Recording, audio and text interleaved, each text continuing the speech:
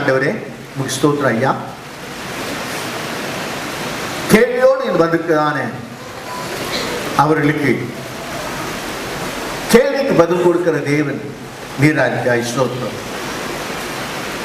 இந்த காலநேரத்தில் என்னோடும் எங்களோடு பேசும் உம்முடைய ஆவியானவர் கிரியை எங்கள் மனதையும் எங்களுடைய சிந்தனையும் முற்றிலுமாக கொடுக்கிறோம். உமக்கு மகிமை கனம் ஸ்தோத்திரம் உண்டாவதாக. இரட்சகர் இயேசு நாமத்தில் விண்ணப்பிக்கிறோம் பிதாவே, ஆமென். When the men had come to him, they said, John the Baptist has sent us to you, saying, are you the coming one, or do we look for another one? வேறொருவர் வர காத்திருக்க வேண்டுமா என்று சொல்லி கேள்வி கேட்கிறார்கள்.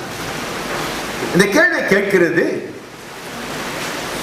யோவான் ஸ்நானகனும் அவனுடைய சீஷர்களும் கேட்கிறார்கள் என்று பார்க்கிறோம். இந்த யோவான் ஸ்நானகனை குறித்து வேதம் சொல்லுகிறதான காரியங்களை நான் பார்த்து அவனுக்கு இப்படிப்பட்டதான கேள்வி வர அந்த கேள்விக்கு பதிலை பெற்றுக்கொள்ள எப்படி முயற்சித்தான் என்பதை நாம் கவனித்து நம்முடைய கேள்விகளுக்கு, நம்முடைய அவசியங்களுக்கு, நம்முடைய நிர்பந்தங்களுக்கு வழி எப்படி என்பதை நாம் தேவ வார்த்தையில் அறிந்து கொள்ள கர்த்தர் கிருபை தருவாராக.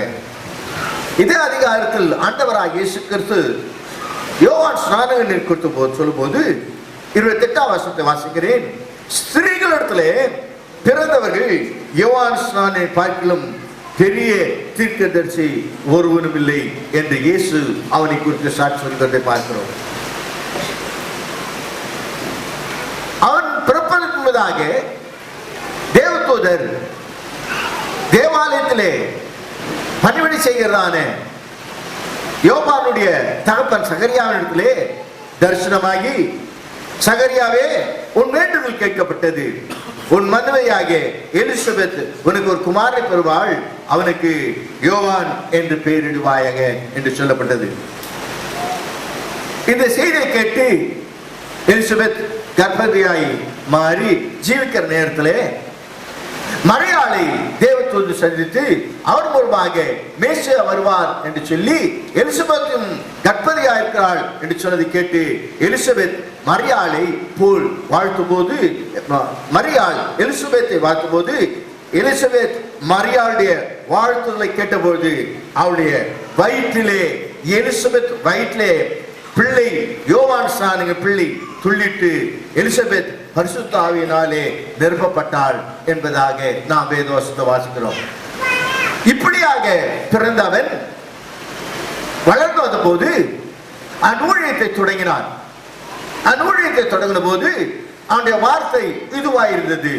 மத்தேயு சுவிசேஷம் 3ஆம் அதிகாரத்தில் பார்க்கும்போது கர்த்தருக்கு வழி ஆயத்தப்படுத்துங்கள், அவருக்கு வழி பாதையை செவைப்படுங்கள் என்று வனாந்தரத்திலே கூப்பிடைய சத்தம் உண்டாயிற்று என்று சொன்ன போது, அவன் வனாந்தரத்திலே கூப்பிடும் போது ஜனங்கள், பட்டணங்களுக்கு ஜனங்கள் வனாந்தரத்திலே மனம் திரும்புவதை குறித்து யோவான் ஸ்நானம் விட போது திரளான கூட்ட ஜனங்கள் வந்தார்கள். அப்படி அநேகர் வந்து அவனுக்கு ஞானஸ்நானம் பெற்றார்கள். அப்படி யோர்தான் காரிலே அவன் ஞானஸ்நானம் கொடுக்கிறதான சந்தர்ப்பத்திலே அநேக ஜனங்கள் வரும்போது ஒரு நபர் வருகிறார். அவரை பார்த்த உடனே அவன் சொல்கிறான், இதோ உலகத்து பாவத்தை சுமந்து தீர்க்கதானே தேவாட்டுக்குட்டி என்று ஆண்டவராகிய இயேசு கிறிஸ்து அவருக்கு வரும்போது அவன் கூறினதாக வேதவசனத்தை வாசிக்கிறோம். அதை பின்னாலே நான் வேதத்தை படிக்கிறதான சந்தர்ப்பத்திலே இந்த யோவான் ஸ்நானகன் ஆண்டவரை குறித்து சொல்கிறதான சந்தர்ப்பத்திலே அவர் சொல்கிறான், அவர் பெருக வேண்டும், நான் சிறுக வேண்டும். He must increase but I must decrease என்று சொன்னதாக பார்க்கிறோம். அதோடு கூட அவன் ஆண்டவரை குறித்தும் அடிப்படைகளை குறித்து சொல்லும் போது இப்படி சொல்கிறான், எனக்கு பின்னே வருகிறவரோ என்னிலும் வல்லவராயிருக்கிறார், அவருடைய பாதரட்சைகளை சுமக்கிறதுக்கு நான் பாத்திரன் அல்ல என்று சொன்னான். அப்படி அவன் சொல்லும்போது அவனை குறித்து ஆண்டவராகிய இயேசு கிறிஸ்து யோவான் 5ஆம் அதிகாரம் 35ஆம் வசனத்தை வாசிக்கும் போது, அவன் எரிந்து பிரகாசிக்கிற விளக்காய் இருந்தான், நீங்கள் சில காலம் அவன் வெளிச்சத்தில் களிப்புற மனதாய் இருந்தீர்கள் என்று இயேசு சொன்னதான வார்த்தைகளை சாட்சிகளை பெற்றதான யோவான் ஸ்நானகன் தன்னுடைய சீஷர்களை அனுப்பி ஆண்டவராக இயேசுவினிடத்திலே ஒரு கேள்வி கேட்கிறார். என்ன கேள்வி கேட்கிறார்? வருகிறவர் நீர்தானா, வேறொருவர் வர காத்திருக்க வேண்டுமா? Are you the coming one or do we look for another? சந்தேகம் வருகிறது. இயற்கைதான். நாம் தனித்திருக்கும் போது, நாம் பலவீனப்படும் போது, நாம் வியாதிப்படும் போது, நாம் ஒதுக்கப்படும் போது, தோல்வி வரும்போது, பிரச்சனைகள் வரும்போது சந்தேகங்கள் ஏற்படுவது இயற்கைதான். ஆண்டவராக இயேசு கிறிஸ்து தாய் கூட தேவதூதனாலே அவள் கற்பந்தரிப்பாள் என்று சொல்லப்பட்டதும், பரிசுத்தாவிலிருந்து கற்பந்தரித்தாளாக இருந்த போதிலும், அவள் பிறந்த போது ஞானிகள் மேற்பெற வந்தார்கள். இதெல்லாம் அறிந்த போதிலும் ஒரு சந்தர்ப்பத்திலே அவரை பொழித்து தவறான வதந்தி உண்டாக்கும் போது அவர் மகிமைங்க இருக்கிறாரோ என்று பார்க்கும்படியாக மரியாளே வந்தார். அப்படியானால் வாழ்க்கையிலே நமக்கு சந்தேகம் வர முடியும், பிரச்சனைகள் வர முடியும், போராட்டங்கள் வர முடியும். வேதவசனத்தை பார்க்கும்போது கிதியோன் ஒரு சந்தர்ப்பத்திலே நான் வயல்களுக்கான கதிர்களை அறிவித்துக் கொண்டிருக்கும் போது கர்த்தர் அவனை பார்த்து சொல்லுகிறார், உன்னை கொண்டு மீதியான கருத்தில் நான் விடுதலையாக்குவேன் என்று அவர் சொல்லுகிறார். கர்த்தர் சொன்ன போது, கர்த்தர் என்னை கொண்டா செய்வார், இது நடக்குமா என்று கேள்வி கேட்டார். லாசர் மரித்த பிற்பாடு கல்லறைக்கு வந்திருக்க இயேசுநாதர் வந்த போது வந்திருக்கிறார் என்று கேட்டு கல்லறைக்கு போன போது இயேசு அவனோடு அவன் உயிர் தருவான் சொன்ன போது மரியாள், ஆம் அவர் உயிர் தருவான், இப்போது அல்ல பின்னாலே. நம்முடைய வாழ்க்கையிலே பிரச்சனைகள் ஏற்படும் போது, நெருக்கங்கள் ஏற்போது நிச்சயமாக நமக்கு பயங்கள், குழப்பங்கள், வேதனைகள், சந்தேகங்கள் உண்டாகிறது. அப்படி உண்டாகாத ஒரே நபர் யாருன்னு சொன்னால் இயேசு ஒருவர் தான். அவர் கூட ஒரு சந்தர்ப்பத்தில் பிதா தம்முடைய முகத்தை மறைத்து கொண்ட போது, என் தேவனே என் தேவனே ஏன் என்னை கைவிட்டீர் என்று கூப்பிட்டார். சந்தேகிக்கவில்லை, ஆனால் அவர் தேவனால் கைவிடப்பட்ட போது, தள்ளப்பட்ட போது கூப்பிட்டார் என்று பார்க்கிறோம். நம்முடைய வாழ்க்கையிலே பிரச்சனைகள், நெருக்கங்கள் எப்போதும் நம்முடைய வாழ்க்கை படிப்படியாய் உயர்ந்து கொண்டே போவது கிடையாது. எப்பொழுதும் நம்முடைய வாழ்க்கை மெதுவான ஒரு வாழ்க்கையாய் இருப்பது கிடையாது. எப்பொழுதும் நம்முடைய வாழ்க்கை அமைதியாய் இருக்கிறதான வாழ்க்கையா இருக்கிறது கிடையாது. அலைகள் வருகிறது, பயங்கள் வருகிறது, பலவீனங்கள் வருகிறது, வியாதிகள் வருகிறது, தோல்விகள் வருகிறது. ஆனால் இப்படி நமக்கு பிரச்சனை வருகிற நேரத்திலே நாம் என்ன செய்கிறோம்? ஒரு சந்தர்ப்பத்தில் வாசிக்க வேண்டாம், என்ன பார்க்கும்போது மோசே ஆண்டவரை பார்த்து கூப்பிடுகிறான். கூப்பிட்டு சொன்னான், ஆண்டவரே, நான் இவர்களையா நான் பெற்றேன், இவர்களை நான் சுமக்க வேண்டுமா என்று கேட்கிறான். ஜனங்களுடைய பாரங்கள் அவனால் தாங்கக்கூடாமல் அவன் தான் இஸ்ரவேல் ஜனங்கள் எகிப்திலிருந்து கொண்டு வந்தான், இதுவரைக்கும் நடத்தினான், தேவனிடத்தில் கேட்டு ஜனங்களுக்கு அறிவித்தான், ஜனங்களுக்கு ஆராதனைக்குரிய காரியங்கள் சொன்னான். ஆனால் ஜனங்கள் அவனை நெருக்கியிலே ஆகாரத்துக்காக மற்ற காரியங்களுக்காக நெருக்கும் போது ஆண்டவரை பார்த்து மோசே முறையிடுகிறான். தேவனுடைய ஊழியக்காரருக்கு பிரச்சனை வரும்போது ஆண்டவர் முறையிடுகிற காரியம் உண்டு. தேவனுடைய ஊழியத்தை செய்கிற நீங்கள் ஒரு வாழ்க்கையில் சில சந்தர்ப்பத்தில் போராட்டங்கள் எதிர்கொள்ளும் போது அப்படி செய்ய முடியும். வாசித்து சொல்ல அதிகமாகும். ஒன்று ராஜாக்களை பார்க்கும்போது ஒரு பெரிய தீர்க்கதரிசி வானத்தில் அக்கறை கொண்டு வந்து தண்ணீரையும் பற்றி போட்டதான அந்த தீர்க்கதரிசி, பாகாலின் தீர்க்கதரிசிகளை சங்காரம் பண்ணதான் தீர்க்கதரிசி எலியா சொல்லுகிறான், போன ஆண்டவரே எடுத்துக்கொள்ளும் என்னை. ஒருவரை கேட்கலாம், இப்படி அவர் ஊழியக்காரர் சொல்லலாமா? ஒரு தீர்க்கதரிசி சொல்லலாமா? சொல்லக்கூடாது. நம்முடைய பாரங்கள் வரும்போது, நமக்கு கவலைகள் வரும்போது, ஆட்கள் எழுப்பி நாளைக்கு நேரத்திலே நான் உனக்கு செய்வேன் என்று சொன்ன உடனே நம்ம அறியாமல் நமக்குள்ளே கலப்பாகிறது. ஆனாலும் கர்த்தர் அவனை தட்டி எழுப்பி அப்பம் பூசி தேவதூதன் தட்டி எழுப்பி அப்பம் பூசி என்று சொன்னான். சாப்பிட்டான், குடித்தான், மறுபடியும் படுத்து நிற்க வைப்பான். அவன் மறுபடியும் ஆண்டவர் தப்பி தேவதூதன் தட்டி எழுப்பி, எலியாவே புசி, நீ போக வேண்டிய தூரம். நம்முடைய வாழ்க்கையில பிரச்சனைகள், போராட்டங்கள் வருகிறது, நெருக்கங்கள் வருகிறது. ஆனால் நம்முடைய பிரச்சனைகள் மத்தியிலே நாம் அப்படித்தான் செய்கிறோம். வாசித்து ஒன்றாய் சொல்ல போனால் அநேக காரியம் சொல்லலாம். எரேமியா வாழ்க்கையிலே, பவுலுடைய வாழ்க்கையிலே ஆண்டவருடைய தரிசனத்தை பெற்று, ஆண்டவருடைய வெளிப்பாடை பெற்று, வேதத்தை எழுதி தந்ததான, தேவாவில் நடத்தப்பட்டு எழுதப்பட்டதான பவுல் எத்தனை முறை அடிகள், காயங்கள், தூஷணங்கள், சிறையிருப்புகள், நிர்வாணங்கள், சொந்த ஜனங்களாலே, அன்னை ஜனங்களாலே பாடுகள் வந்தது. தெய்வ பிள்ளைகளே, உலகத்திலே பாடு வருகிறது இயற்கை என்பதை நாம் மறந்து போகக்கூடாது. நாம் ஆண்டவருக்கு நிச்சயிக்கும் போது நம்மை குறை கூறுகள் உண்டு. நம்முடைய விடுதலை, ஃப்ரீடத்தை அடக்குகிறவன் உண்டு. ஆனா அப்படிப்பட்ட நேரத்திலே நாம் ஒன்றை ஞாபகப்படுத்த வேண்டிய அவசியம் உண்டு. நீ இந்த காதலை கடந்து போகும்போது உன்னை குறித்து ஆண்டவர் என்ன நினைக்கிறார், எப்படி நான் வெளியே ஆகுவது என்பது பின்னாலே பார்ப்போம். நீ இந்த நெருக்கங்களை கடந்து போகும்போது, பலவீனத்திலே கடந்து போது, வியாதியிலே கடந்து போது, துன்பத்திலே கடந்து போகும்போது, துக்கத்திலே கடந்து போகும்போது, மனுஷன் தள்ளப்பட்டு ஒதுக்கப்பட்டு ஒருவரோடு பேசக்கூடாமல் ஒருவரும் கலந்துரக்கூடாதபடி நெருக்கமா இருக்க நேரத்திலே உன்னை குறித்து, நீ சோர்ந்த நேரத்திலே, நீ திடப்பட்டு போன நேரத்திலே, பலவீனமான நேரத்திலே உன்னை குறித்து ஆண்டவருடைய எண்ணம் என்ன? எல்லாரும் கைவிட்டார்கள், ஆண்டவர் கூட என்னை கைவிட்டார் என்று சொல்கிறாயா? உன்னுடைய நினைவுகள் அப்படி ஒருவர் சொல்லலாம்.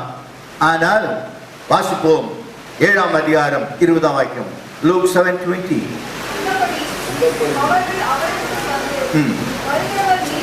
வருகிறவர் நீதானா, வேறொருவரை காத்திருக்க வேண்டுமா என்று சொன்னபோது என்னை பார்த்து யாராவது கேட்டாங்க, நான் என்ன சொல்லிடுவான், உள்ளத்துல கோபம் பொங்கி வரும், எரிச்சல் எனக்குள்ள இருந்து அப்படியே பொங்கி வரும்.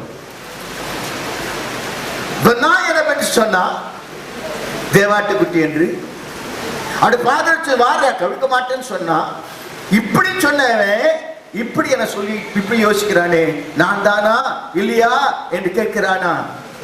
தேண்டி வெளியிலே ஆண்டவராய் இயேசு கிறிஸ்து என்னை போல உங்களை போல வேறு ஊழியக்காரர் இருந்தால் உடனே கண்டம் பண்ணி ஒதுக்கி மூளையில் தள்ளி ஒன்றுமில்லாததாக்கிடுவார்கள். ஆனால் ஆண்டவர் சொல்கிறதான காரியம் என்னவென்றால், வாசிக்கிறோம் 24ஆம் வசனம். வாசிங்க பார்க்கலாம்.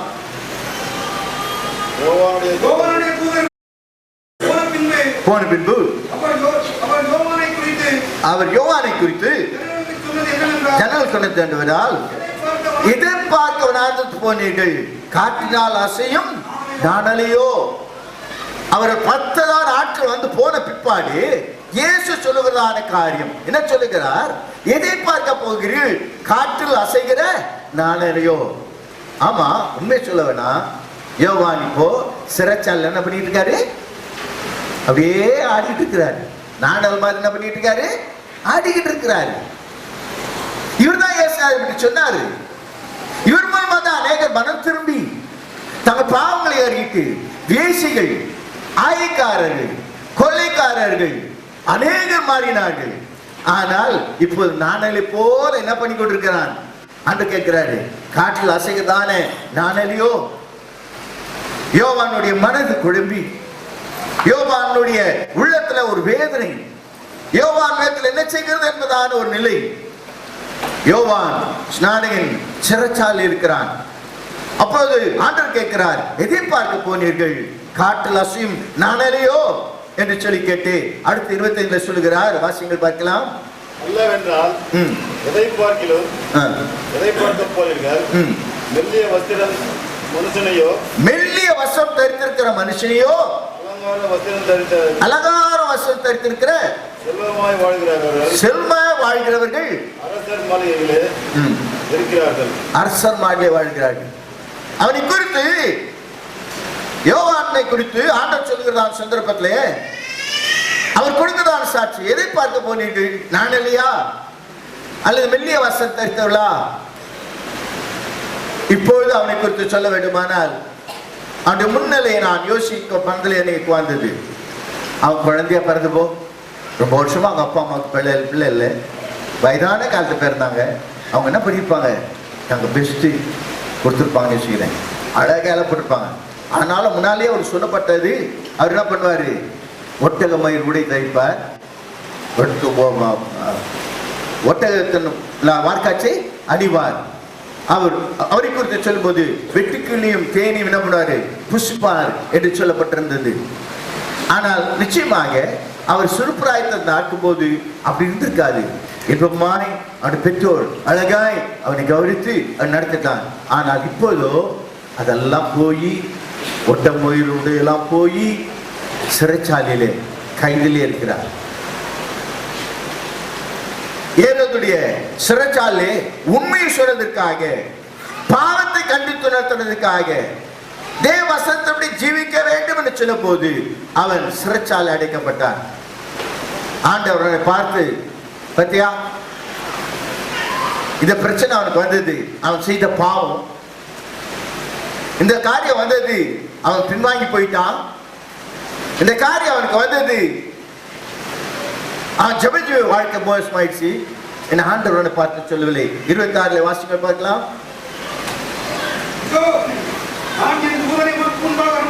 நான் என் தூதனை உமக்கு முன்பாக, நான் என் தூதனை உமக்கு முன்பாக.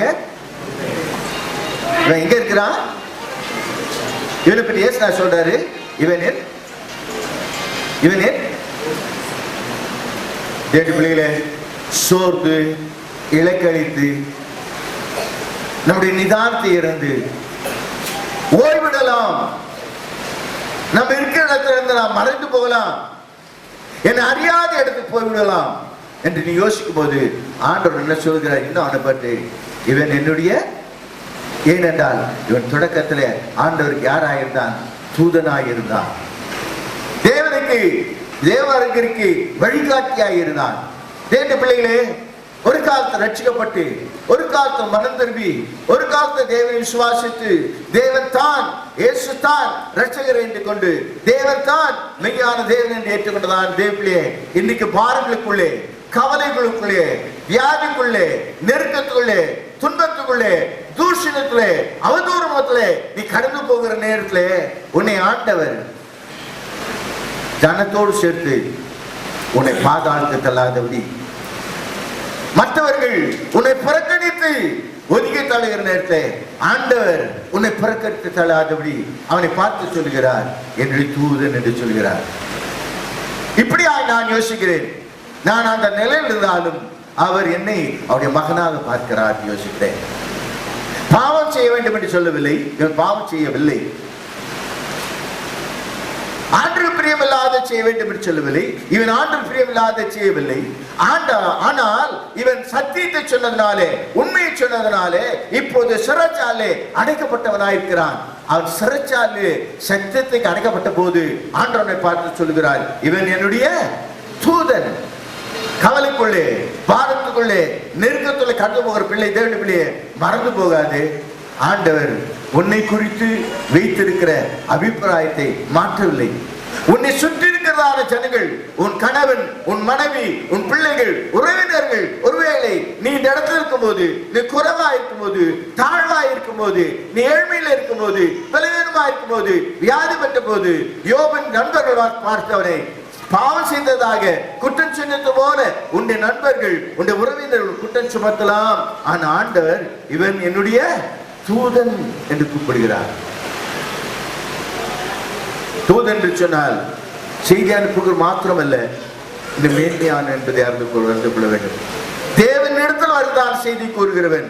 தேவனுடைய பிள்ளைகளே, நிச்சயமாக நெருக்க வரும்போது மறந்து போகாதீர்கள், நீங்கள் பிசாசின் கையிலே ஒப்பு கொடுக்கப்பட்டவர்கள், அல்லது நீங்கள் சாபத்துக்கு ஒப்பு கொடுக்கப்பட்டவர்கள், அல்லது நீங்கள் தேவனால் கைவிடப்பட்டவர்கள்.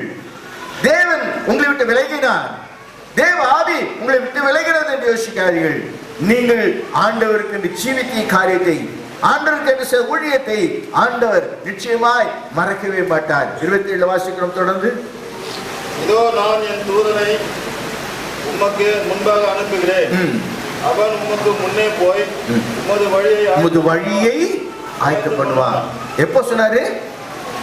அவன் ஸ்பீக்ல இல்ல, அவன் ஊழியத்துடைய உச்சக்கட்டத்தில் இருக்கும் போது இல்ல, அவனுடைய வாழ்க்கையினுடைய அடித்தட்டோட்டத்தடர், அந்த வாழ்க்கையில சிறைச்சால அடியில் இருக்கும் போது அவர் சொல்லுகிறார், உமது வழியை ஆயத்தப்படுத்துகிறவன்.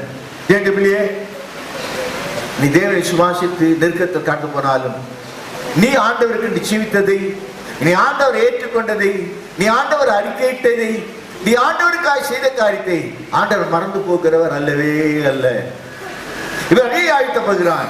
அது மாத்திரமல்ல, அடுத்த கட்டமாக அவர் சொல்லுகிறதான சந்தர்ப்பத்தை வாசிக்கலாம். 28ஆம் வசனத்துல,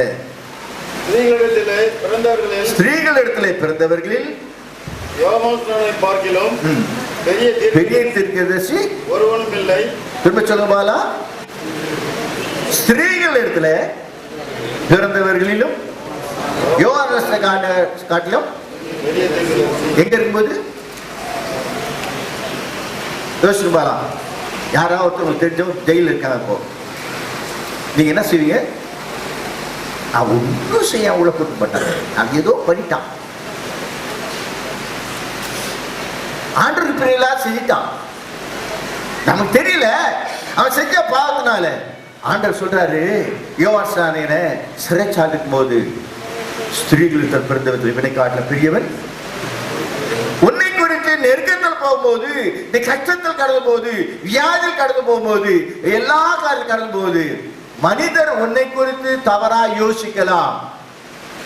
உன்னோடு இருக்கிறவர்கள், உன் புருஷன், உன் மனைவி, உன் பிள்ளைகள், உன்னுடைய பெற்றோர், உன்னுடைய ஊழியக்காரர்கள், உன்னுடைய சக விசுவாசிகள் உன்னை தவறாய் நினைத்து உன்னை விட்டு ஒதுங்கி போகலாம், உன்னை பற்றி தூஷணமாய் வெளியே பேசலாம், உன்னை பற்றி தவறான வதந்திகள் பரப்பலாம், நீ எழும்பக்கூடாதபடி உன்னை கீழே தாழ தள்ளலாம். ஆனால் ஆண்டவர் அவனை பார்த்து சொல்கிறான், ஸ்திரீகளிடத்தில் பிறந்தவர்களே, யோவான் காட்டின பெரியவன் நெருக்கப்பட்ட போது, ஊழியத்தின் உச்சக்கட்டத்தில் அல்ல, அந்த மகிமையான ஊழியத்தின் காலத்தில் அல்ல, அந்த கைவிடப்பட்டதான நிலையிலே ஆண்டவர் அவனை பார்த்து சொல்கிறார், இப்படியான மேன்மை உள்ளவன்.